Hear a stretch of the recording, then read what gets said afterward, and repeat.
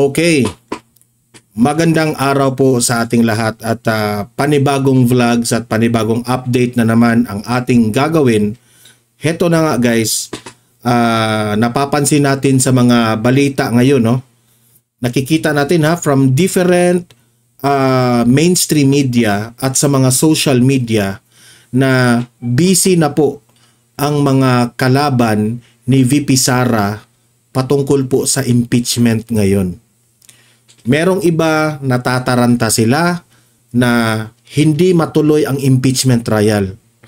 Meron rin na para na silang natatakot na ma-delay itong impeachment. Ito raw ay sinyales na hindi raw matuloy ang impeachment ni VP Sara. Si VP Sara naman doon sa Dahig nagsalita na ito. Dahil po noon pa alam na ni VP Sara na itong administrasyong Marcos at itong mga galamay at mga kaalyado ni Bongbong Marcos, yun ang trumabaho po na ma-impeach itong si VP Sara. Kahit i-deny man ng i-deny ni Bongbong Marcos ang impeachment na ito, no? Ibig sabihin, siya pa rin ang may utos sa lahat. Siya pa rin ang may utak sa lahat. Siya pa rin ang nakipag-usap kay Martin Romualdez na ganito. Ito yung future ng ating politics. Okay?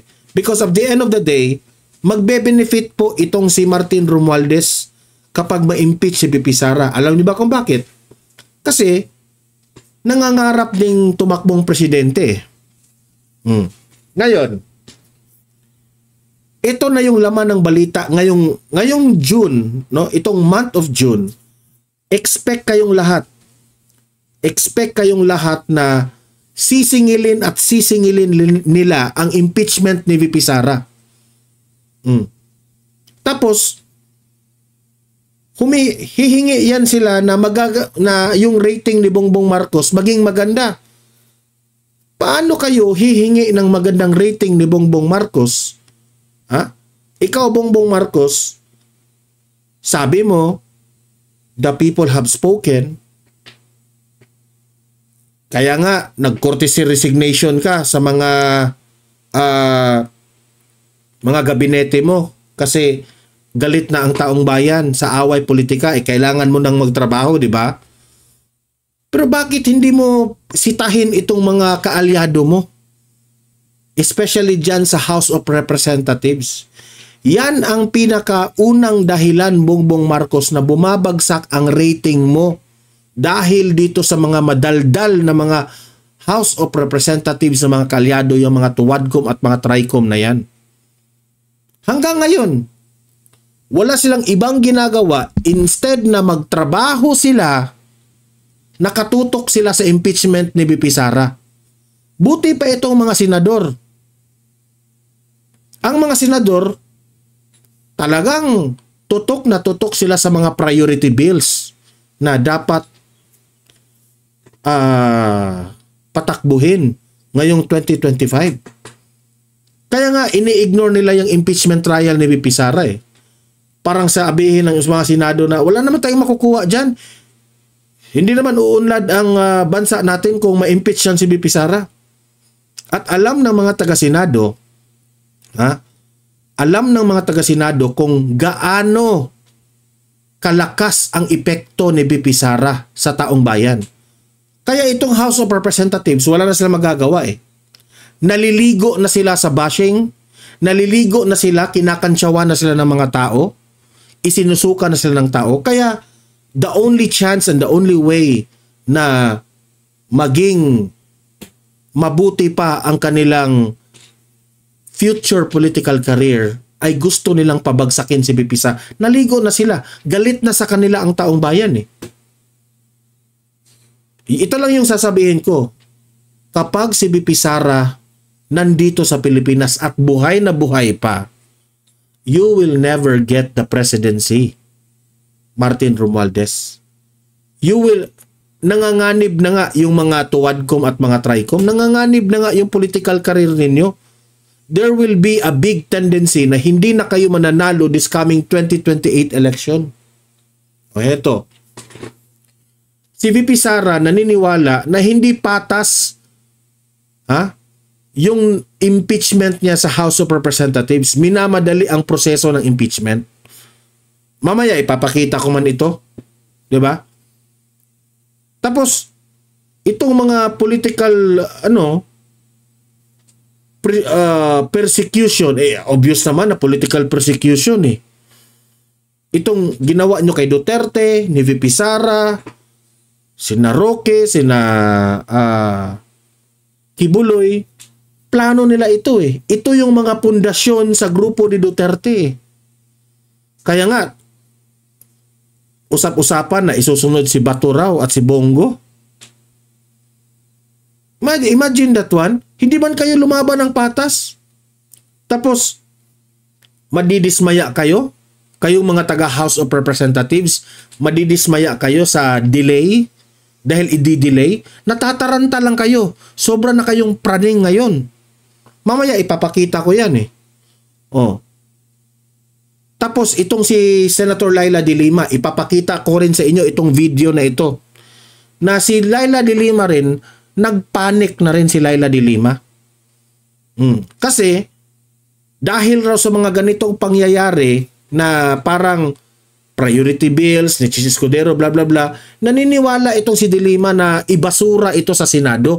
Well, kung ibasura yan sa Senado, de Lima, wala ka nang magagawa dyan. Yan po ang gusto ng taong bayan, na ibasura ang impeachment ni VP Sara. Kung kayo malulungkot kayo dyan, deserve nyong malungkot. Kaming taong bayan, deserve naming masaya kami na hindi matuloy ang impeachment ni VP Sara. Di ba? Pag-usapan natin yan lahat mamaya, okay?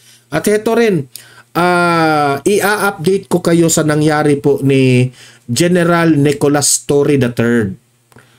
Na-promote raw na bilang 4-star general. Di ba? Na-promote si Torre. Mamaya ipapakita ko sa inyo yan. May sinabi si Torre. At i-update ko rin sa inyo yung kaso ni ex-Congressman Arnie Teves, no? Na hindi raw maituturing na close case itong kaso niya. Okay, mamaya pag-usapan natin ito kasi mahalaga po ito kasi dati ini-vlog ko tong mga si Teves sa update niya. So hindi pwedeng hindi ko kayo i-update dito. Okay? At pati itong si General Torre rin kung ano na ba si Torre ngayon? Chief PNP na ba? Active Chief PNP na ba? Okay? Pero bago ang lahat, bago natin ito pag-uusapan, help me po muna na i-like at saka i-share itong ating video para guys kakalat ito sa taong bayan. Okay? Sabay-sabay muna tayong mag-like and share sa Donmar TV. 1, 2, 3, go! Yan, thank you very much. And sa mga bago pa lang dito sa aking channel, mag-subscribe na po kayo para lagi kayong updated sa ating mga balita. Ma-notify kayo kung meron tayong breaking news. Ma-notify kayo kung meron tayong bagong uploads, no? O kung mismo nagla-live ang ating channel, malalaman po ninyo. Okay? Kaya mahalaga po na mag-subscribe tayo sa Donmar TV. 1, 2, 3, go! Ayan, naka-subscribe na ba lahat? Okay? So, ayan. Unahin muna natin itong si VP Sara po, ha? Na she was talking na nire-remind niya sa taong bayan na yung pagka-impeach niya sa House of Representatives, napipilitan yung ibang mga kongresista doon. Okay? Minamadali at the same time, hindi po naging patas yun. It is very obvious. Diba? Ito, panoorin natin. Hindi dumaan sa tamang proseso. Ito ang iginit ni Vice President Sara Duterte na hindi talaga dumaan sa tamang proseso kasi isang araw lang na-impeach na siya. Di ba? Na-impeach na siya. Isang araw. Kayo, para tayong nagbubulahan, di ba? Yung Senado nga, umaabot nga ng 1 week, 2 weeks. yung mga investigation bago sila makapag-decide. Pero si VP Sara, Vice President pa yan ha, pero isang araw, meron na silang desisyon. Impeach ka agad. Ang tanungin kung posible bang maging patas ang kinakaharap niyang impeachment trial. Giit ni VP Duterte, mayroong malinaw na pattern ang ginawang panggigipit sa kanya. Lilinawin ko ha, we are not talking here of the Senate, okay? We are talking here of the impeachment sa House of Representatives sa nangyari noong 2024, okay? Malinaw. As we heard former Congresswoman Kimbo say, let's stick to our plan. Di ba? Naalala nyo yun? Yung sinabi ni Kimbo? Anong sabi ni Kimbo? Let's stick to our plan. Di ba? Yung pinatawag si VP Sara patungkol po sa budget ng Department of Education. Pero anong nangyari doon? Confidential funds pa rin ang binobrot up nila. Kasi nandyan nga sa kanilang stick to the plan. Nagprepresent si VP Sara ng budget of Department of Education. Ito yung budget ng sorry. Budget sa Vice President. Okay? Ito yung budget ko sa Vice President. Ito yung gagawin ko. Nag-visual aid pa. Meron pang projector. Ine-explain ni VP Sara. Tapos, far out yung mga tanong kasi nagtatanong sila sa confidential funds. Ano kinalaman sa budget ng VP Sara sa confidential funds? Tapos na yun, di ba? Noong 2023, tapos na yun. Tapos nang na-hearing sa Congress. Wala silang mapupuna na kasalanan ni VP Sara. Kumakagat sila sa issue kay Castro. Ito yung problema ni Castro Napapraning si Castro dito sa confidential funds. Kumakagat rin itong mga Tuwadcom at itong si Martin Romualdez. Imagine that one. Di ba? Ito yun. Let's stick to our plan. Sometimes kasi, itong si Kimbo kasi, no? Kaya nga, si Kimbo, natataranta, hindi marunong mag-explain. Ito yung dahilan rin na natalo siya ngayon ng eleksyon. Natataranta Sa tingin ko this is my own opinion, hindi niya dapat sabihin lang, let's stick to our plan. Let's stick to our plan. Na-slip of the tongue siya dito. Di ba? Kaya nga, tawa ng tawa itong si VP Sara. So there was already a plan of fishing evidence.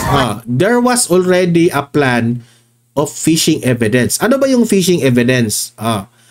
Tatanungin nila si VP Sara kung ano-anong itatanong nila para huhulihin nila na hanggang tanong sila ng tanong, makakita sila ng parang lusot na ito yung pagkukulang, ito yung kasalanan mo, bla bla bla bla. Budget bla. Ito piatos, nakakita kami ng piatos. Fishing evidence. Papupuntahin kayo doon sa House of Representatives para guluhin yung utak mo hanggang makakita sila ng ebidensya. So yan ang ibig sabihin ni VP Sara. From that budget hearing. And when they failed to get evidence because fishing sila ng fishing, hindi man sila makakuha ng ebidensya kay VP Sara, nagagalit. Di ba? Wala silang nakuha. Bakit? Ang tanong, bakit wala silang nakuha na ebidensya? Ayaw sumagot ni VP Sara mas lalo sila nagalit. Remember doon, na hindi sumasagot si VP Sara sa kanila? Kasi hindi nga pagbibigyan ni VP Sara because they are fishing evidence. Nakakatawa nga let's stick to the plan. The budget hearing, they proceeded to investigation in aid of legislation about confidential funds. And then when they failed to get evidence from that investigation in aid of legislation, they proceeded to just file the... Di ba? Yan ang lagi nilang palusot eh. In aid of legislation. Yan ang lagi nilang palusot. Di ba? In aid of legislation. Ngayon, na hindi sila nakakita ng ebidensya, nag-file ng articles of impeachment. Sablay. Di ba? Tingnan nyo gaano kagarang-garang yung pattern nila. articles of impeachment. Dagdag ng pangalawang Pangulo, hindi rin isinama ang ibang ahensya sa mga pagdinig tungkol sa confidential funds. Yet it was only the Office of the Vice President that was invited to that hearing in aid of legislation, and no other department was invited to speak about confidential funds. And what they did there was harass, threaten our staff from the Office of the Vice President. Nananatiling kwestiyon sa Vice-Presidente kung paano nakuha ang pirma ng mahigit 300 kongresista sa loob tingnan niya na. Ito yung mga pumirma, di ba? Ito yun sila. lang ng ilang oras, kaya duda niya kung talagang ang daming mga natalo nga doon eh. Ang daming mga natalo. nabasa at naintindihan ng mga pumirma ang dokumento. Samantala, paliwanag din ni VP Duterte na marami ang hindi nakaunawa ng sinabi niyang blood bath kaugnay ng Isa para yung bloodbath na yan eh. Ang dami kasing bobo eh, hindi na naintindihan. impeachment at marami aniya ang ayaw unawain kung ano ang ibig sabihin nito. Correct. We have always said that the impeachment is a political persecution. It is the administration going after me after I resigned from the cabinet. Alam niyo, sa totoo lang itong mga ginagawa nilang impeachment, yung confidential funds, pagpapahuli ni Duterte sa dahig, ito lahat ay politika. And if it's a persecution, it's some sort of crucifixion against me. Diba? And so when there's a crucifixion, there's blood. So it's a bloodbath. My bloodbath. Kaya hindi siya takot. Sabi niya, ituloy natin itong impeachment. Kung madugo ang impeachment ito, gawin natin ito. Kasi gusto niyang malaman ang katotohanan. Gusto niyang matuklasan ng taong bayan na siya po ay pinopolitika at ginigipit. At watch out, kayong mga nandyan sa House of Representatives, isisiwalat lahat yan ni VP Sara yung mga kabalastugan ninyo. So I'm just sad that many people refuse to understand the context wherein I give a statement. Bukod sa Actually, VP Sara, marami po ang nakakaintindi sa inyo. Ang mga hindi nakakaintindi, yung mga tuwadcom, tricom at mga crocs dyan sa House of Representatives. paghahanda ng legal team ng pangalawang Pangulo ay may personal na paghahanda rin si VP Sara para sa napipintong impeachment trial. Well, emotionally, I don't feel anything at all anymore about the impeachment because the first time I heard it in November 2020, from the mouth of former Congressman Castro, I was already preparing for it. Physically, I prepare for everything by making sure that I get the 8 hours of sleep and the vitamins that the doctors recommend that I take. Sa June 11, araw ng Miyerkules, nakatakda ang pagbasa sa articles of impeachment laban kay Vice President Sara Duterte. Ako, excited na akong matuloy ito Jed Neresina, So, yan po ang update niyan. Okay, ito pa, panoorin natin ito. Ito yung mga nagpapatunay na lahat ng ito ay political persecution. Okay? Ito, play.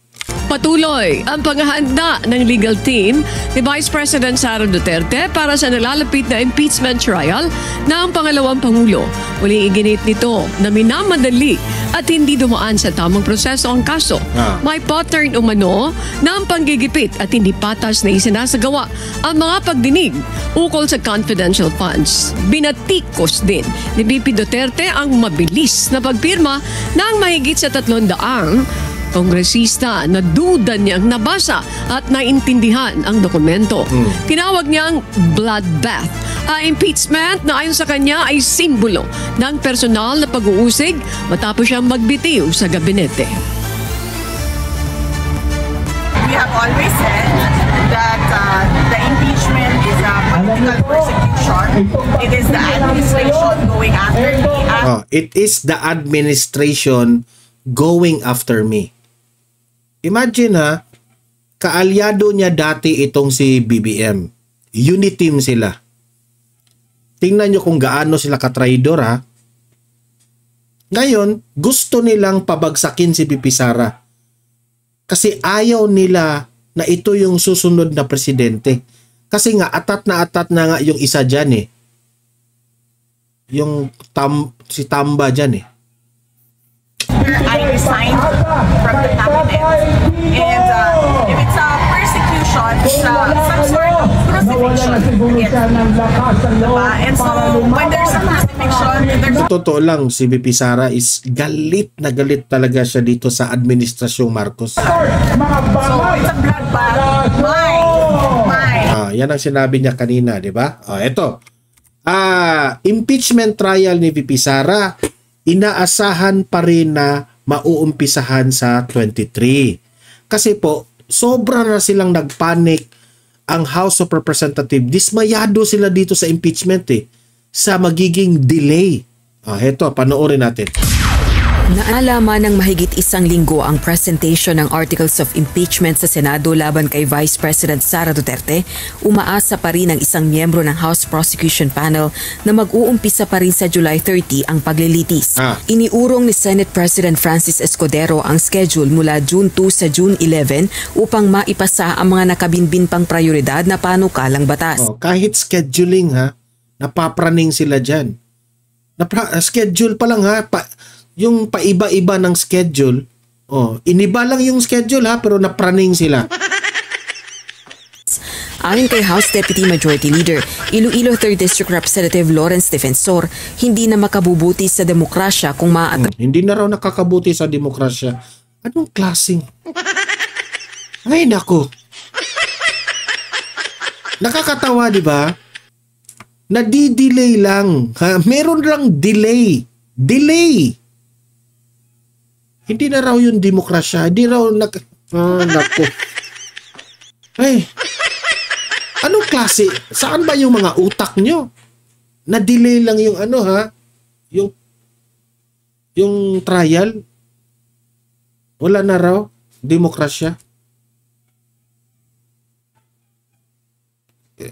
Alam nyo ba? Pinapatulan na nga kayo sa impeachment. Sinabi na nga ni BP Sara, ituloy natin ito. Bloodbath ito kung gusto nyo. Madidelay lang ang impeachment Pero sa kanila, hindi na raw mabuti ito sa demokrasya ng Pilipinas. Nang yan. paulit ang schedule ng impeachment trial ni VP Sara. They said that they will prioritize Ano sinabi ni Chis Escudero na i-prioritize yung priority bills? Anong mali doon? Kung i-delay yan, bakit? Ano sa tingin ninyo? Wala na tayong demokrasya? priority bills under the LEDA, but as for any further delay... Hindi ba kayo nahiya? Sa pamumulitika tayo o yung itong priority bills? Mahiya-hiya naman kayo. It's very bad for democracy. It's very bad for democracy. It's very bad for the Filipino people. Ang taong bayan ayaw ng impeachment. Matuloy nga delay lang. praning kayo eh. Not a good reflection of how the Senate wants to proceed with this impeachment trial. Si House Assistant Majority Leader Tingog Party Isa rin ito. Mukha pa lang. Representative Jude Asidre, umaasa ring matutuloy pa rin ang impeachment trial. Ayon sa kongresista, pinanghahawakan nito ang sinabi ni Senador Jinggoy Estrada na gagampanan. Ewan ko sa inyo, wala namang sinabing hindi matutuloy. Madelay lang yung ang bobo. Ng Senado ang constitutional duty nito na talakayin ang impeachment case na inihain sa kanila. Nagpahayag naman ng pagkabahala si Isa ka pa. Isa ka pa. Ikaw yung dahilan. Ikaw yung unang nag-brought up dyan sa confidential fund. So ayan tuloy, kinagat ng mga crocodile. House Deputy Minority Leader, ACT Teachers Party List Representative Franz Castro sa pagka-delay ng presentation ng articles Huwag ka na makialam, natalo ka na eh. Shut up na, shut up. of impeachment. Anya, nangyari ang postponement sa gitna ng mga usap-usapang posibleng madismiss ang impeachment proceedings. Makasisira umano ito sa justice system ng bansa at sa apela ng publiko. Makasisira sa justice system? Ano na ba? Napapraning na talaga. Ay nako. Ang tanong ko lang ha, totoo, mambabatas talaga kayo? Sa ganyan yung pag-iisip, mambabatas kayo niyan? Talaga? Na transparency at accountability. Si mamamayang Liberal Party List Representative-elect Isa pa ito, dumagdag ito sa sakit ng ulo. dating Senadora Leila de Lima na inaasahang maupo bilang House Prosecutor, kabilang sa mga nagpahayag ng posibilidad na gusto ng Senadong i-dismiss ang impeachment trial. Iyak ka ngayon kasi hindi matutuloy. Isa yan sa mga senyales. Parang sakit, meron palang senyales. May paganyan-ganyan na sila. Isa yan sa mga senyales. O para ang impeachment pala para ng sakit ngayon, ha? Para ng sakit. May signs and symptoms na yung impeachment ngayon. Ano kayo? Kuha kayo ng mananambal, kuha kayo ng tiggamot diyan. Kung ang impeachment merong senyales, sa tingin ko meron ring gamot yan. Ano yung gamot, ha? Junel. Sabay-sabay silang kumakain ng saging ni Junel.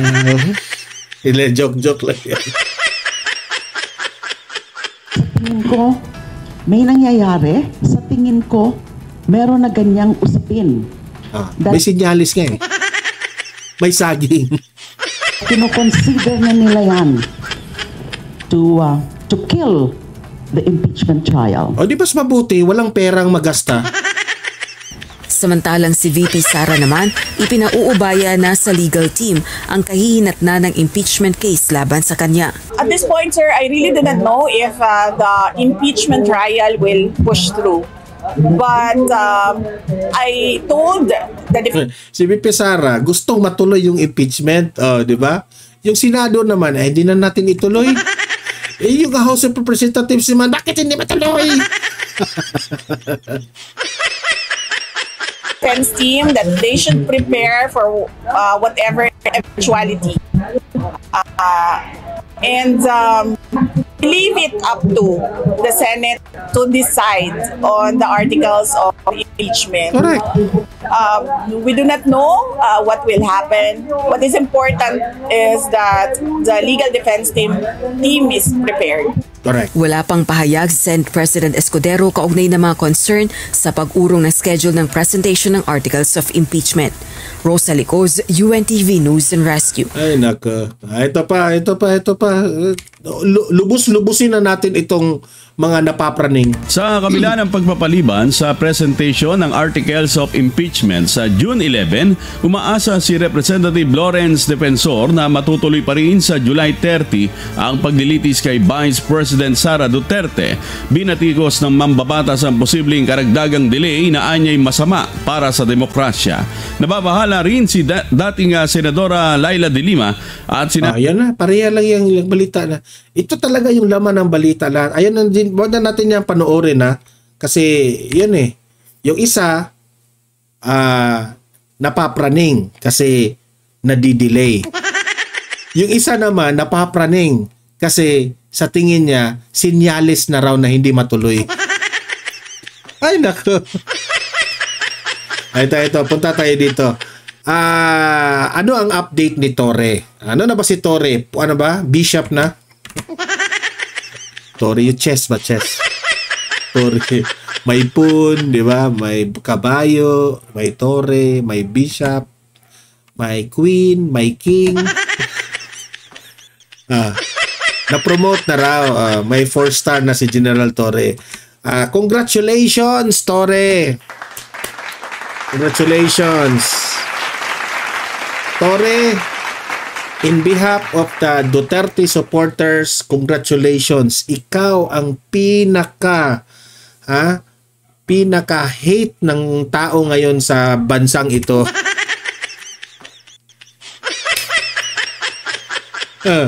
Ikaw yung pinaka-hate. Paano yan hindi ko maintindihan kung siya ba'y dapat matuwa.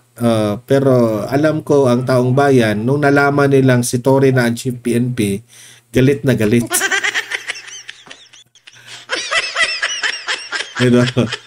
Lea, ano ang mga tagubili ng Pangulo sa bagong talagang hepe ng PNP?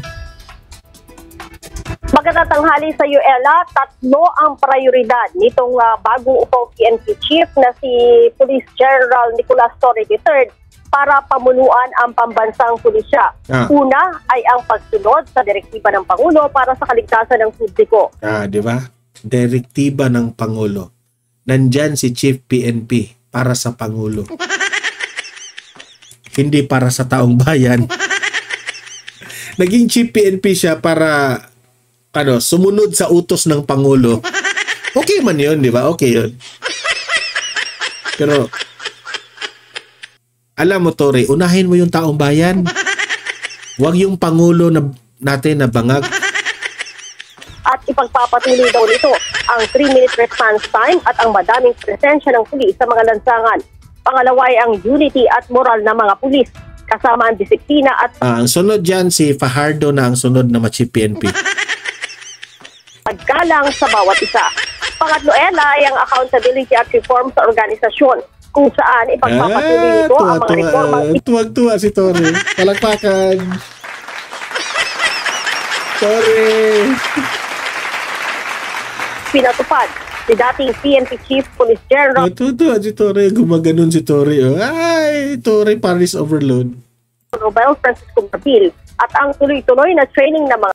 May pagganon pa si Marbil, pero sino talaga yung nahuli sa traffic? Sino yun? Bakit ayaw niyong aminin dyan kung sino yun, ha? Pulis para sa dagdag kaalaman. Pakinggan natin si General Torre. Una sa buong kapulisan, nandito ako at ako ay lagi niyong kasama. Sabay nating harapin ang lahat ng hamon ng ating organisasyon at sabay nating pangalagaan at itaas ang dangal ng ating uniforme. Yung itaas ang dangal, bumababa nga dahil sa inyo. But I will ask something from you in return of this promise. Sa ilalim ng aking pamumuno, action will be rewarded. Hindi sapat ang pogi points. Hindi sapat ang pogi points? Hindi sapat yung walang warrant of arrest. We will reward those policemen who will work hard. Hamon pa, Ella, ng Pangulo kay Sila lang yun. Silang dalawa nagbobolahan. Sila daw nagbobolahan. Si Marvel nasa gitna, tumatawa. Hindi nila alam na ang taong bayan galit na sa kanila. Ha? General Torre, panatihing malinis at marangal ang hanay ng pulisya. Bilisan ang investigasyon sa mga Malinis? Meron nga natutulog. Malinis, pampahaba ng oras. Yan ba ang malinis? laban sa mga pulis na lumalabag sa batas upang maibigay ang hustisya. Yeah, tuwag-tuwa si Torre, Nakikilig si Torre. Lalong madaling panahon. Sana si Claire Castro sana yung nagganon sa kilid. Gumagano na. Tapos beso-beso ni Claire Castro. Ganon. Paigtingin din ang presensya ng mga pulis sa lansangan. Siguruhing mas maraming pulis ang umiikot sa mga Yan, reward talaga ni Tory yan. Tuwang-tuwa siya. kalsada at nagbabantay Ang gara ni Tory. Tory! sa mga komunidad, lalo na sa mga lugar na madalas ang krimen at Kilig na kilig rin si Pahardo. Ay, ako na ang susunod. kagustuhan. Kapag kailangan ng taong bayan, dapat daw may pulis agad na re-responde. Iparandam din daw sa mga Pilipino na grabe yung tawa ni Tory talaga. Tory! Grabe yung tawa ni Tory, may pulis na handang sumamay at magtanggol sa kanila. Yung gumaganon pa, Grabe, may paganon-ganon pa si Tory, Gama.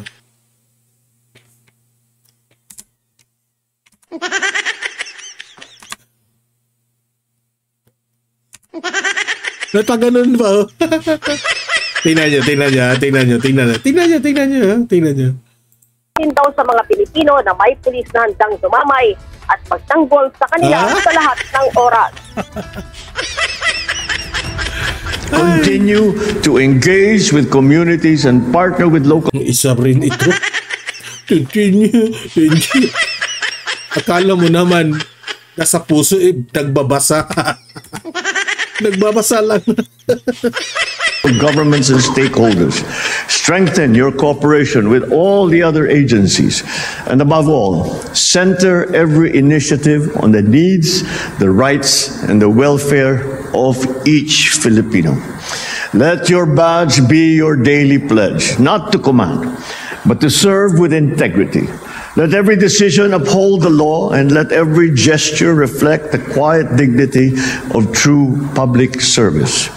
May the PNP become a source of hope and reassurance to every community that you protect.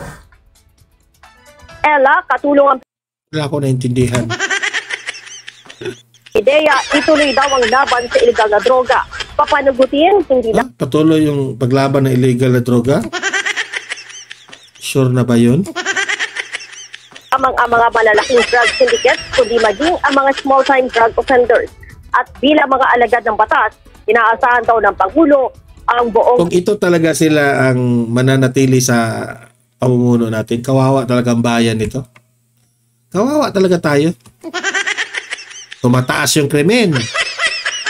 Tumataas yung mga hindi nadadakip na tumataas yung volume ng mga droga. Na tayo lang. Kapulisan na pumilos ng marangal, maglingkod ng tapat at maging sandigan ng mamamayan. Ella? Alright, maraming salamat. Alright. Ito, punta tayo kay Teves. Ito yung update patungkol kay ex-Congressman Arnie Teves. Kasi marami ang sa kampo ni Teves nagsasabi na wala na. Yung mga daw, hindi na maituturing na raw. Kasi po, meron namang nag-back out ng mga correct me if I'm wrong, marami raw ng mga nag-back out na testigo. Hindi ko lang alam kung gaano yun katotoo, pero ito yung update dito sa kay Teves. Matapos ang administrative deportation kay dating Negros Oriental 3rd District Representative Arnulfo Arnie Teves Jr. mula sa Timor-Leste, nilinaw ng National Bureau of Investigation o NBI na hindi pa maituturing na case closed ang mga kasong kinakaharap nito. Ayon kay NBI Director Jaime Santiago na isa ring retiradong huwes, bagaman nasa kustudiya na ng bansa si Teves, nangangahulugan lamang ito na magsisimula na ang proseso ng paglilitis. Hindi pa, dahil may trial. As para sa custody ng may jurisdiction na sa kanya ang court, ayun na, start na ng ball rolling, mag-i-start na ang trial. Sa katunayan, inaabangan na ang formal na pagharap nito sa hukuman. Kabilang sa mga kasong kinakaharap nito ay murder, frustrated murder at attempted murder kaugnay ng Pamplona Massacre noong March 4, 2023 na ikinamatay ni Governor Ruel Digamo. Samantala, una nang sinabi ni Mayor Janice Digamo na ang pag-uwi sa Pilipinas ni Teves ay simula na ng kanilang hinihinging hustisya. Ayon naman sa abogado ni Teves, mahina ang mga kinakaharap nitong kaso. Dante Amento, UNTV, News and Rescue. Ayan, kaabang-abang rin ang kaso na ito ni Teves ha. Kung ano yung depensa ni Teves sa mga accusation rin sa kampo ng mga biktima. Okay? So guys, yun po ang ating balita ngayon. Libre po kayong mag-comment, mag-react sa mga pinag-usapan natin at usap-usap tayo sa comment section. Don't forget guys, i-like at saka i-share itong video na ito at para naman marami po ang maka-updates dito sa ating mga binalita. And don't forget i-subscribe, i-follow itong Donmar TV para lagi kayong updated. Okay. Ano pa ba? Meron tayong pangalawang channel natin, Donmar TV, Balitang Totoo. Mag-subscribe rin kayo doon kasi marami tayong mga videos doon na i-share, in-upload na hindi nyo makikita dito sa main channel natin. Okay? So, ayan. Sa mga audience ko dito sa Donmar TV, thank you very much. See you in my next video. See you in my next live. Have a great day. Have a great night. God bless po sa ating lahat.